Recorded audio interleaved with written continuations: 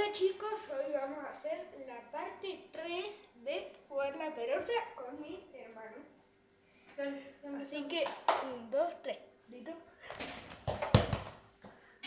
Como siempre, yo sentado y soy un teriano.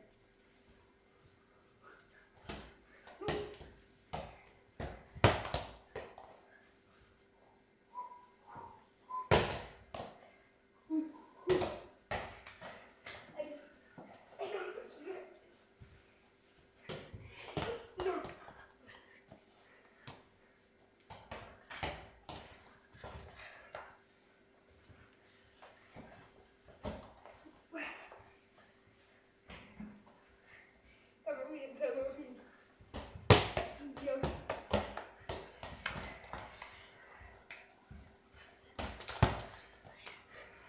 Les comento que mi hermano es buenísimo. Así que...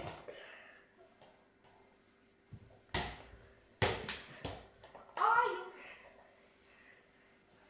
Oh, ¡ay! ¿Te pegué? Sí, me pegué. Pero no me agarré así.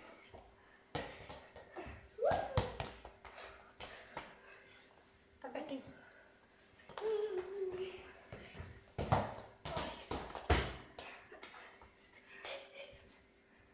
Gancho. Sí. Dale. Dale. Dale.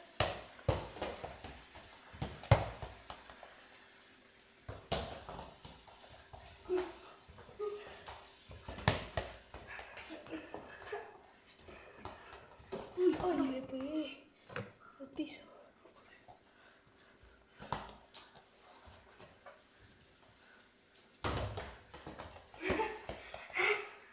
Me metí un gol, pero él me metió un gol. Venganza. Es venganza. Venganza es venganza.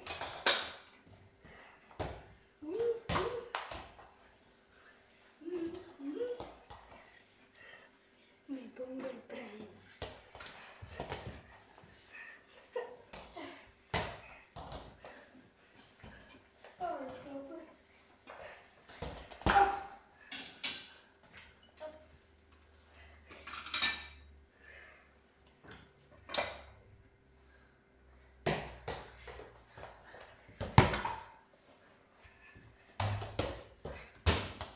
Pero